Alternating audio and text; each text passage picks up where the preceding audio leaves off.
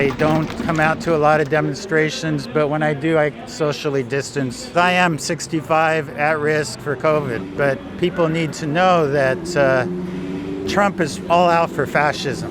He really would like to create a fascist state, to create a police state. So the beginnings of fascism, where it really became apparent to me, was the unmarked vans in Portland, Oregon, where he started kidnapping people to interrogate them.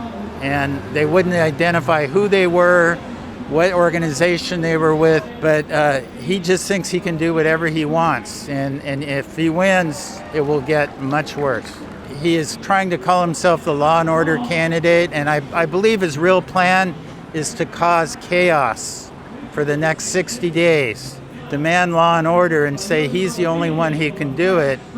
And what he has done, nothing to help Black Lives Matter, nothing to support getting rid of bad cops. He's done nothing to take leadership in building unity. He wants things to get so bad in this country that people will welcome quote unquote law and order. He wants to create chaos, so then this is what Hitler did.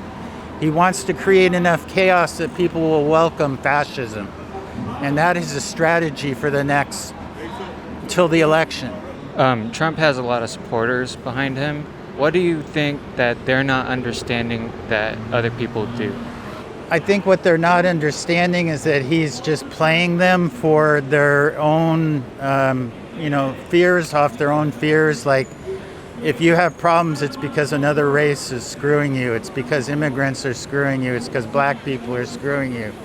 So he's trying, rather than solve a problem, he's trying to increase social division. I don't think he thinks that deeply. He's just an opportunist that is playing people's fears and people's poverty. So what he promised 4 years ago was to make things better. And what he's made things better for was the stock market, but no more jobs. And no jobs. He hasn't transformed the economy and built a sustainable economic system that can last. He's enabled the oil companies, which is enabling things like hurricanes every month and enabling global warming to accelerate. So what I think those Trump supporters, need to know is that he doesn't really care about them individually. He's a narcissist, and he cares about him. He cares about his power, and so he really, by not wearing masks and his own brother dying of COVID, he just really doesn't care about anyone.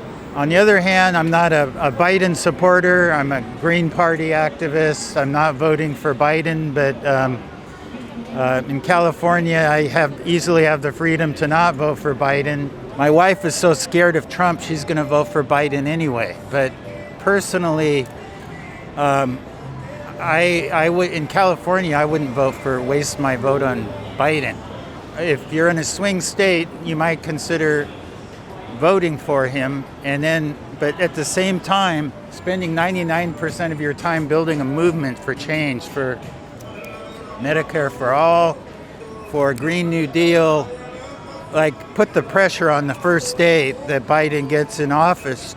So many of us, especially Bernie supporters, so many of us think the Democratic Party is hopeless, that they're both corporate parties. Next week, Biden is going to be campaigning on law and order.